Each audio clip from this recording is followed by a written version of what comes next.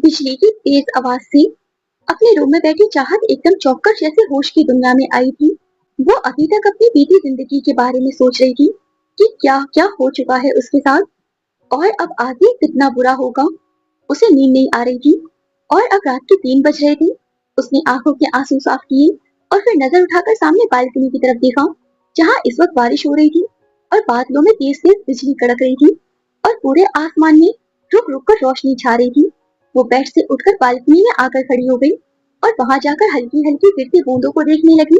बारिश की बूंदों को देखकर वो थोड़ी देर के लिए साहिल को भूल गई और उसके चेहरे पर एक हल्की सी मुस्कुराहट आ गई। उसकी मुस्कुराहट प्यारी थी और उसकी किस्मत ने उसकी यही मुस्कुराहट छीन ली थी और अब वो मुस्कुराना भूल गई थी।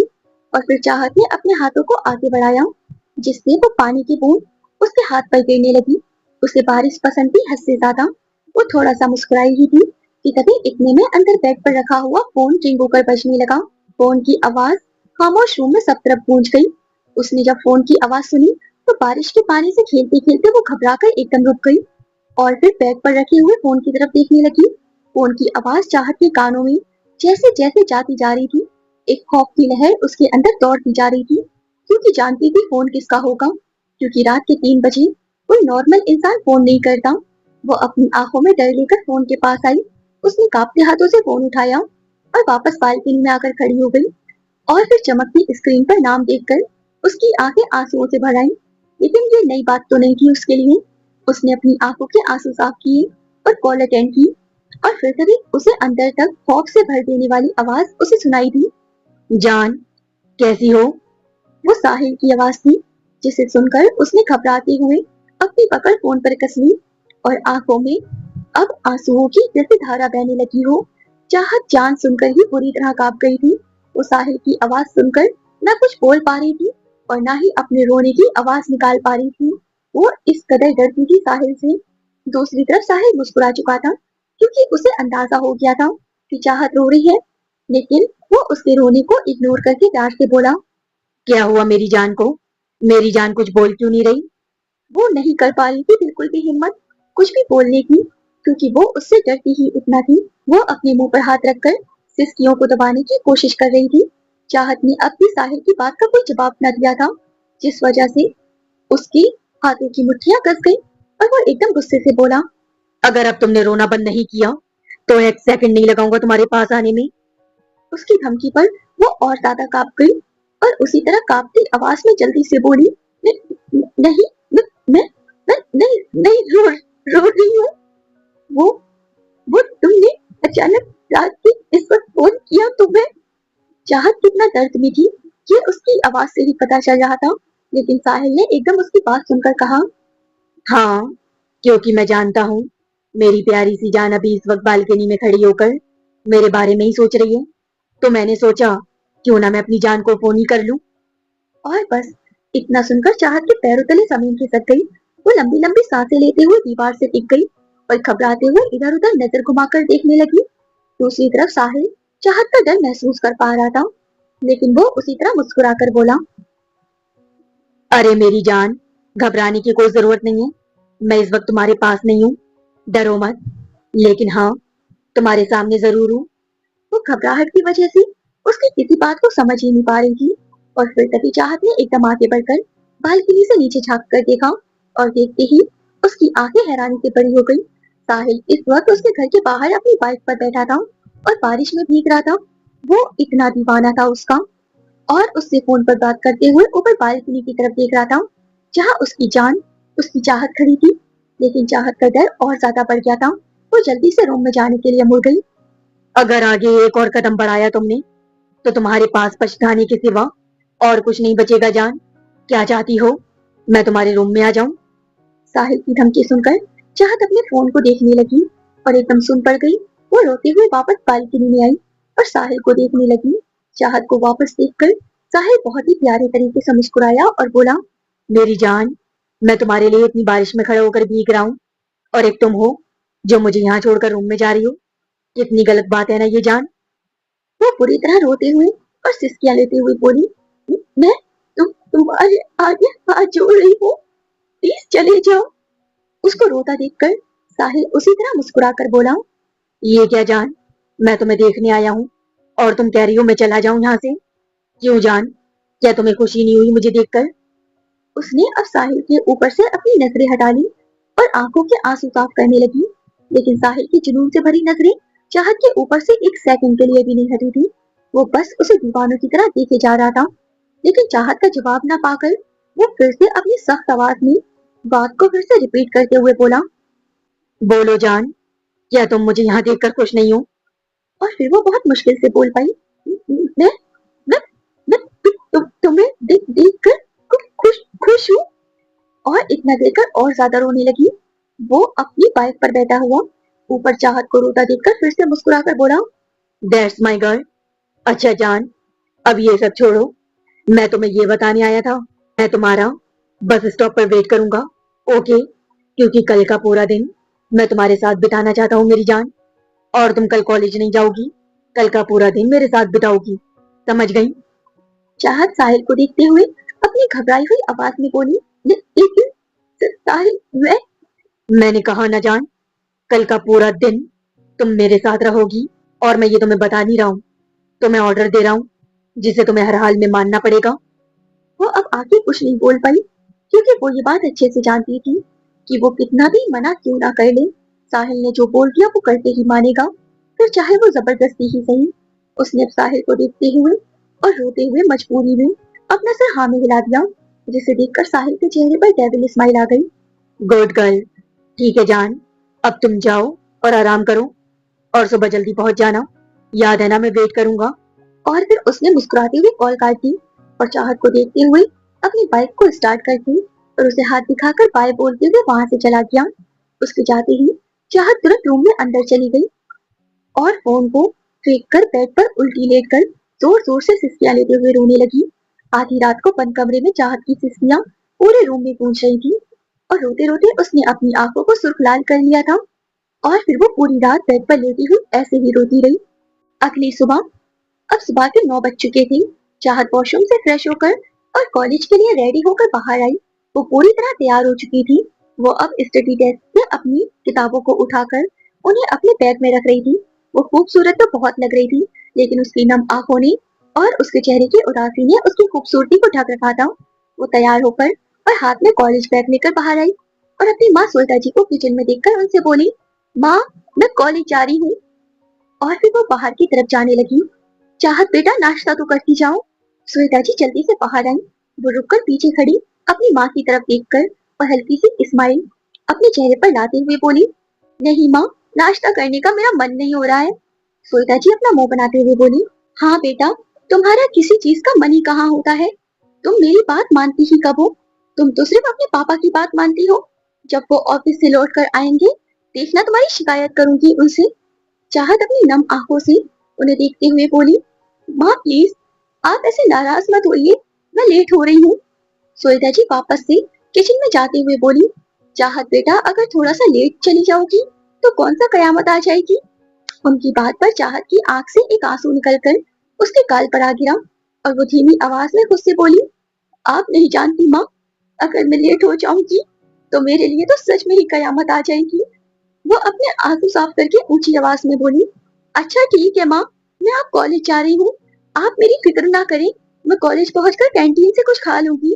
कहकर चाहत जल्दी जल्दी अपने कदम बढ़ाते हुए घर से बाहर आ गई। वो तेज तेज चलते हुए अपने फोन में टाइम देखकर बोली, हे भगवान, मुझे जल्दी पहुंचना होगा, वरना वो हैवान ना जाने गुस्से में क्या करेगा। ये बोलकर वो जैसे ही आगे बढ़ी और उसके सामने अचानक एक कार आकर रुक गई। चाहत उस कार को अचानक देखकर घबराते हुए 2 कदम पीछे हटी और उसे ध्यान से देखने लगी। और फिर तभी कार का दरवाजा खुला और फिर उसमें से 22-23 साल का एक हैंडसम सा लड़का निकलकर बाहर आया। उसकी अच्छी खासी हाइट थी, रंग गोरा था और दिखने में तो काफी ज्यादा क्यूट और हैंडसम था। वो लड़का और ज्यादा क्यूट सिर्फ अपनी स्माइल से लग रहा था। वो लड़का अपने सामने चाहत को देखकर स्माइल करने लगा और फिर जल्दी से कार की दूसरी साइड जाकर उसने वो दरवाजा खोला जिसमें से 50 साल का एक बूढ़ा आदमी उस क्यूट लड़के का हाथ पकड़कर उसकी कार से निकला। और निकलते ही उस बूढ़े आदमी को चक्कर आने लगी। उन्हें देखकर चाहत एकदम से चौंक कर घबराते हुए जल्दी से उस बूढ़े आदमी का हाथ पकड़कर बोली, पापा, पापा, क्या हुआ आपको। वो आदमी कोई और नहीं, चाहत के पापा महेश अवस्थी थे।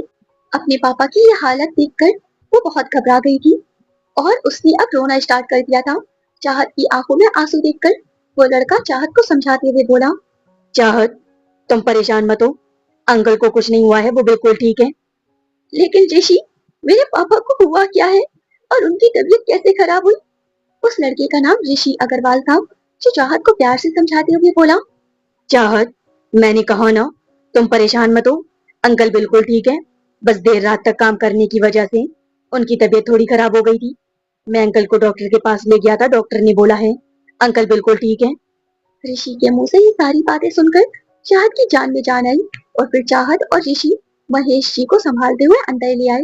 कुछ देर बाद महेश जी आराम से सोफे पर बैठे हुए थे। श्वेता जी महेश जी के लिए पानी लेकर आते हुए बोली, मैंने आपसे 1000 बार मना किया है, इतना काम ना किया करें, आपकी तबीयत ठीक नहीं रहती है। तो वही चाहत अपने पापा के बगल में बैठी थी। महेश जी पानी पीकर चाहत की तरफ बड़े ही प्यार से देखने लगी और उसका सर सहलाकर बोले, अरे, आप लोग इतना परेशान मत होइए, मैं बिल्कुल ठीक हूँ।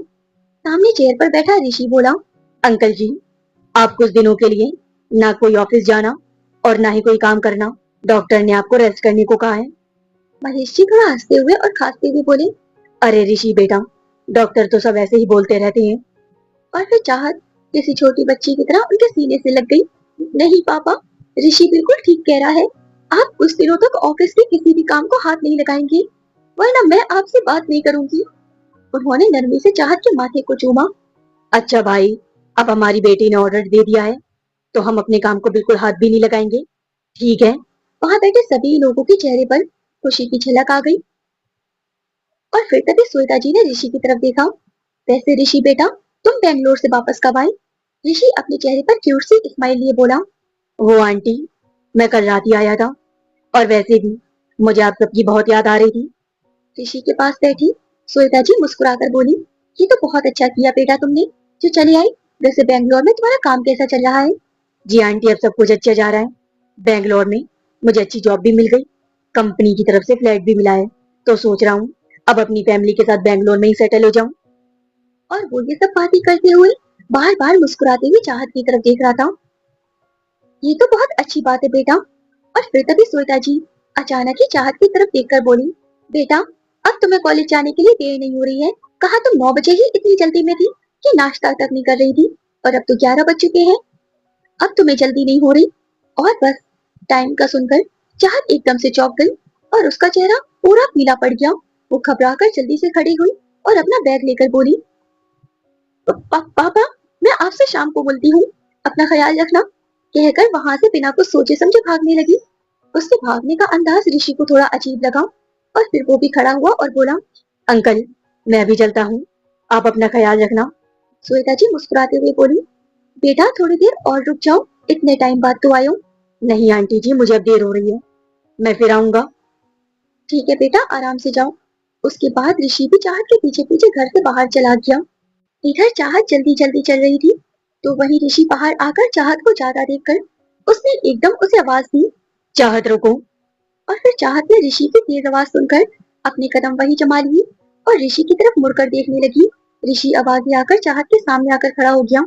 क्या हुआ चाहत, तुम ठीक हो ना? चाहत के चेहरे पर साफ घबराहट देखी जा सकती थी। हाँ ऋषि, मैं ठीक हूँ। अगर तुम ठीक हो तो इतना घबरा क्यों रही हो? चाहत को डर था कि अगर वो लेट पहुंची तो साहिल का रिएक्शन ना जाने कैसा होगा। इस बात से वो और घबरा रही थी और घबराहट की वजह से वो अपने सामने खड़े ऋषि से नजरें भी नहीं मिला रही थी। लेकिन ऋषि को सब समझ आ रहा था। वैसे चाहत, एक बात कहूँ, तुम इन कुछ महीनों में बहुत बदल गई हो। हम एक दूसरे को बचपन से जानते हैं और एक दूसरे के अच्छे दोस्त हैं। पहले तुम मुझसे कितनी सारी बातें शेयर किया करती थी, लेकिन अब तो तुम मुझसे बिल्कुल बात ही नहीं कर रही हो। जब से आया हूँ तब से देख रहा हूँ, तुम बिल्कुल खामोश हो और गुमसुम हो। तुम्हारे चेहरे पर उदासी दिख रही है। क्या हुआ चाहत, सब ठीक तो है? क्या कोई प्रॉब्लम है? ऋषि की इस तरह की बातें सुनकर चाहत उसी तरह घबराई आवाज में बोली, नहीं ऋषि, कोई प्रॉब्लम नहीं है, सब ठीक है। उसने अपना चेहरा दूसरी तरफ घुमा लिया ताकि ऋषि उसकी आंखों को नमी ना देख सके। चाहत के इस बदले अंदाज को देखकर ऋषि उसके करीब बढ़ते हुए बोला, अगर कोई प्रॉब्लम नहीं है तो इतना घबरा किस बात से रही हो? तुम्हारी आंखों में डर दिख रहा है चाहत, तुम्हें लगता है तुम मुझसे कुछ छुपा पाओगी? नहीं ऋषि, मैं तुमसे कुछ नहीं छुपा रही हूँ, बस मेरे रास्ते से हटो, मुझे देर हो रही है। यार चाहत, कोई तो बात जरूर है, तुम ऐसी तो नहीं थी। जरूर कुछ ऐसा है जो तुम मुझसे छिपा रही हो। मैं बैंगलोर क्या गया, तुमने तो मुझे एक भी कॉल भी नहीं किया। अगर तुम्हारी लाइफ में कोई प्रॉब्लम है तो प्लीज मुझसे मत छुपाओ। वो अब और ज्यादा घबरा रही थी। वो आंखों में आंसू लिए अपना सर नीचे झुकाकर अपनी मासूम सी आवाज में बोली, ऋषि मैंने कहा ना कोई प्रॉब्लम नहीं है, मैं जैसी पहले थी वैसी अब भी हूँ। उसकी बात सुनकर ऋषि के चेहरे पर मुस्कुराहट आई और फिर वो चाहत की तरफ अपनी और कदम बढ़ाते हुए बड़े ही प्यार से बोला, नहीं चाहत, तुम अब पहले जैसी नहीं लग रही हो। मैंने कभी तुम्हारी आंखों में बेवजह आंसू नहीं देखे जो आज तुम्हारी आंखों में दिख रहे हैं। ये घबराया हुआ लहजा, चेहरे पर उदासी, इससे ये साफ जाहिर होता है चाहत कि तुम मुझसे कुछ छुपा रही हो। मेरी पहले वाली चाहत कहाँ खो गई है, जो मुझसे कुछ भी नहीं छुपाया करती थी। छोटी छोटी बातें मुझे बताया करती थी, हंसती खेलती रहती थी, और जब देखो तब मुझे बार बार फोन करके परेशान किया करती थी। चाहत आंखों में आंसू लिए ऋषि की बातें बहुत ध्यान से सुन रही थी। उसको चुप खड़ा देखकर ऋषि उसकी आंखों में झांकते हुए बोला, चाहत, तुम चुप क्यों खड़ी हो? कुछ तो बोलो। आखिर ऐसी क्या बात है जो तुम्हें इतना चुप रहने पर मजबूर कर रही है? ऋषि की इस बात पर चाहत को बस एक ही ख्याल आया, जो कि सिर्फ साहिल का था। वो उसकी केविल हंसी को इमेजिन करने लगी थी और फिर उसके कानों में साहिल की आवाजें गूंजने लगी। साहिल का ख्याल उसके दिलो दिमाग पर हावी हो रहा था। उसके कानों में अभी भी साहिल की आवाज बार बार गूंज रही थी। उसने ऋषि के सामने ही कसकर अपनी आंखें बंद कर ली और अपने कानों पर हाथ रख लिए। ये देखकर ऋषि थोड़ा और परेशान हो गया, क्या हुआ चाहत? तुम तुम ठीक तो हो? लेकिन वो अब खुद को रोक नहीं पाई और रोते हुए अचानक ही ऋषि पर चिल्ला उठी, चुप हो जाओ ऋषि, प्लीज चुप हो जाओ। ऋषि एकदम खामोश पड़ गया, लेकिन अगले ही पल बहुत आहिस्ता से बोला, चाहत, मैं बस ये पूछ रहा था कि तुम ठीक हो या नहीं। चाहत ने गहरी सांस लेते हुए अपनी आंखें खोली और फिर वहां से जाते हुए बोली, मैं मैं ठीक हूँ, मुझे कॉलेज के लिए देर हो रही है। चाहत ने कदम आगे बढ़ाए ही थे कि तभी ऋषि ने तुरंत उसका हाथ पकड़ लिया। चाहत की कलाई पर ऋषि अपनी पकड़ मजबूत कर चुका था और ये देखकर चाहत की सांसें रुक गई थी। वो कांपते हुए अपने हाथ को देखने लगी जो इस वक्त ऋषि के हाथ में था। चाहत के दिमाग में आज भी वही मंजर नहीं निकला था जब साहिल ने पागलों की तरह रवि का हाथ काटा था, जब उसने रोहन को जान से मार डाला था। ऋषि हर बात से अनजान मुस्कुराते हुए बोला, भूल गई चाहत, मैं भी तुम्हारा बचपन का दोस्त ऋषि हूँ। जब तक मुझे नहीं बताओगी कि तुम किस बात को लेकर इतनी परेशान हो, तब तक मैं तुम्हें यहाँ से हिलने भी नहीं दूंगा। वो कांप रही थी और फिर अपने मन में सोचते हुए बोली, मैं ऋषि को साहिल के बारे में नहीं बता सकती। अगर उस हैवान ने गलती से भी ऋषि को मेरे आसपास देख लिया तो वो एक सेकंड भी नहीं सोचेगा ऋषि को मारने से पहले। चाहत ने अब अपने सामने खड़े ऋषि के मासूम चेहरे को देखा और उसकी प्यारी सी मुस्कुराहट को गौर से देखा। ऋषि के चेहरे पे वाकई में सादगी और मासूमियत छलकती थी और फिर ऋषि ने एकदम चाहत की आंखों के सामने चुटकी बजाई। क्या हुआ? कहाँ खो गई तुम? वो एकदम अपने सेंस में वापस आई और बोली, ऋषि प्लीज मेरा हाथ छोड़ो, मुझे कॉलेज जाने के लिए ऑलरेडी काफी लेट हो चुकी हूँ। प्लीज मेरे रास्ते से हट जाओ, हम बाद में बात करेंगे। अच्छा ठीक है। ये कहकर उसने चाहत का हाथ छोड़ दिया और बोला, लेकिन चाहत, अगली बार तुम्हें बताना पड़ेगा कि तुम्हारे चेहरे की मुस्कान और मेरी हंसती खेलती दोस्त कहाँ गायब हो गई है। चाहत बिना कुछ बोले जैसे ही आगे बढ़ी, ऋषि ने उसका हाथ फिर से पकड़ लिया, लेकिन चाहत अब परेशान हो गई थी। ऋषि अब क्या हुआ, प्लीज जाने दो ना, मुझे देर हो रही है, तुम समझ क्यों नहीं रहे हो। चाहत, किसने मना किया तुम्हें कॉलेज जाने से? मैं तो ये कहना चाहता हूँ, तुम्हें कॉलेज जाने के लिए देर हो रही है ना, तो मैं तुम्हें कॉलेज ड्रॉप कर देता हूँ। आओ। ऋषि के इतना बोलते ही मानो जैसे चाहत की सांस ही रुक गई हो। उसने एकदम ऋषि के हाथ में से अपना हाथ छुड़ाया। बिल्कुल भी नहीं, मैं अकेली चली जाऊंगी, तुम्हें परेशान होने की जरूरत नहीं है। चाहत, इसमें परेशान होने वाली कौन सी बात है? मैं बस तुम्हें तुम्हारी कॉलेज ड्रॉप करने को बोल रहा हूँ। अब ज्यादा नखरे मत दिखाओ, चुपचाप जल्दी गाड़ी में बैठो, वरना भी अंकल से तुम्हारी शिकायत कर दूंगा। चाहत की आंखों में अब तक हल्के हल्के आंसू आ चुके थे और वो ऋषि को मना करते हुए बोली, ऋषि प्लीज मैं चली जाऊंगी, तुम क्यों इतनी जिद कर रहे हो। ऋषि ने अपनी कार का दरवाजा खोलते हुए कहा, मैं तुम्हारी कोई बात नहीं सुनना चाहता। वैसे भी काफी टाइम से एक साथ घूमने नहीं गए हैं, तो आज कॉलेज तो ड्रॉप करके ही रहूंगा तुम्हें। चाहत घबराहट के मारे ऋषि की बातों के आगे कुछ बोल ही नहीं पाई कि तभी इतने में ऋषि ने चाहत का हाथ एकदम पकड़कर उसे अपनी गाड़ी के अंदर पैसेंजर सीट पर बिठा दिया। ऋषि, ये क्या कर रहे हो तुम? ऋषि ने कार का दरवाजा लॉक कर दिया और सीट बेल्ट लगाते हुए बोला। तुम देखना, मैं तुम्हें 5 मिनट में तुम्हें कॉलेज पहुंचा दूंगा। ऋषि, तुम बहुत जिद्दी हो गए हो। ऋषि ने कार को स्टार्ट किया और मुस्कुराते हुए बोला। जब तुम इतनी जिद्दी हो सकती हो तो मैं क्यों नहीं। कहकर गाड़ी को तेज स्पीड में कॉलेज की तरफ ले जाने लगा। ऋषि ड्राइव कर रहा था और चाहत अपनी नजरों को नीचे झुकाए सहमी हुई बैठी थी। उसके मन में एक खौफनाक डर था। वो बस घबराती हुई ये सोची जा रही थी कि अब साहिल उसके साथ क्या करने वाला है। डर के मारे चाहत के हाथ पैर भी कांप रहे थे। हे भगवान जी, साहिल ने मुझसे कहा था कि आज का पूरा दिन वो मेरे साथ बिताएगा। अब जब उसे पता चलेगा कि मैं कॉलेज आ गई हूँ, तो वो ना जाने गुस्से में आकर क्या करेगा मेरे साथ। भगवान जी, बस वो हैवान मुझे और ऋषि को एक साथ न देख ले, वरना उसके गुस्से का कहर ऋषि के ऊपर टूट पड़ेगा। कहकर चाहत ऋषि के मासूम चेहरे को देखने लगी, जो सामने देखकर ड्राइव कर रहा था। तभी कुछ ही देर में कॉलेज आ गया। ऋषि ने कॉलेज के बड़े से गेट के सामने अपनी कार लाकर रोक दी और बोला। ये लो, आ गया तुम्हारा कॉलेज। कहा था ना बहुत जल्दी पहुंचा दूंगा। अब थैंक यू मत बोलना, क्योंकि उसकी कोई जरूरत नहीं है। ऋषि अपने शरारत भरे अंदाज में बोला। वो चाहत के चेहरे पर मुस्कुराहट लाना चाहता था, लेकिन नाकामयाब रहा। ऋषि और चाहत बचपन से बेस्ट फ्रेंड थी। कुछ महीने पहले तक तो सब कुछ ठीक था, लेकिन चाहत की जिंदगी में ये खतरनाक मोड़ तब आया जब ऋषि जॉब के लिए बैंगलोर गया था। और फिर उसके कुछ दिनों बाद चाहत की जिंदगी में साहिल आ गया। साहिल के आते ही उसकी जिंदगी की सारी खुशियां चली गई। उसका हंसना, बच्चों की तरह खेलना, ऋषि को बात बात पर तंग करना, सब कुछ उससे दूर हो गया। यहाँ तक कि चाहत अब मुस्कुराया भी बहुत कम करती थी। उसने शुरू में सोचा था कि वो साहिल के बारे में ऋषि को बता दे, लेकिन साहिल की हैवानियत देखकर नहीं बता पाई, क्योंकि जानती थी अगर ऋषि को ये पता चलेगा तो वो सब कुछ छोड़कर वापस बैंगलोर से दिल्ली आ जाएगा और उसे साहिल से बचाने की कोशिश करेगा। लेकिन उसे डर था कि कहीं साहिल उसे जान से न मार दे। इसीलिए वो अब खुद ऋषि से दूर हो गई, क्योंकि वो अपने बचपन के दोस्त को खोना नहीं चाहती थी। और फिर वो कार से उतरकर कॉलेज के अंदर जाने लगी। ये देखकर गाड़ी में बैठा हुआ ऋषि मुस्कुराते हुए अपनी नजरें नीचे झुकाकर बोला। यकीन नहीं आता, मैं कुछ दिनों के लिए बैंगलोर क्या गया, जॉब को लेकर अपनी लाइफ में बिजी क्या हो गया। मेरी चाहत तो बदल ही गई। लगता ही नहीं है ये वही चाहत है जो मेरे साथ पहले शरारतें किया करती थी। अब तक चाहत कॉलेज के अंदर जा चुकी थी और फिर ऋषि भी चला गया था। और फिर कुछ देर बाद चाहत अपनी क्लास में गुमसुम और बिल्कुल चुपचाप बैठी थी। क्लास में टीचर नहीं थे, सभी एक दूसरे से बातें कर रहे थे। और उसके बराबर में बैठी अनु उसको ऐसे गुमसुम देखकर उसके कंधे पर हाथ रखकर बोली, हेलो मैडम, क्या हुआ? और किस गहरी सोच में डूबी हुई है? चाहत ने एकदम सेंस में आकर घबराकर अनु को देखा। क्या हुआ तुझे चाहत, तो ठीक तो है ना? अचानक एकदम घबरा क्यों गई? चाहत ने अब अपनी नजरें पूरी क्लास में घुमाकर सब तरफ देखा। उसकी इस तरह की हरकतें देखकर अनु बोली, किसे देख रही है चाहत? आखिर हुआ क्या है तुझे? चाहत की आंखों में एकदम से आंसू आ गए। यार अनु, मुझे बहुत डर लग रहा है उस हैवान से। और बस इतना सुनते ही अनु की आंखें फैल गई। वो समझ गई थी कि चाहत ने जरूर कुछ गड़बड़ कर दी है। और फिर वो चाहत को पकड़कर उसे झंझोड़ते हुए बोली, यार अब क्या कर दिया तूने? कुछ ऐसा तो नहीं किया ना जिससे साहिल को गुस्सा आए? अनु के पूछने पर चाहत की आंखें अब और ज्यादा आंसू से भर आई थी और वो अपनी घबराहट भरी आवाज में अनु को सब कुछ बताने लगी। बताते बताते उसकी आंख से आंसू उसके गालों पर बहने लगी।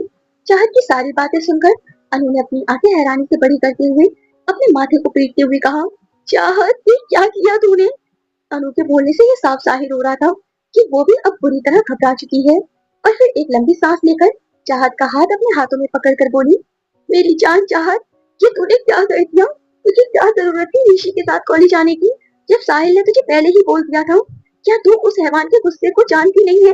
अगर तूने उसे और उसकी बात को इग्नोर किया तो वो ना जाने तेरे साथ क्या कर गुजरेगा। मैं सब जानती हूँ अनु, वो हैवान गुस्से में आकर किस हद तक जा सकता है।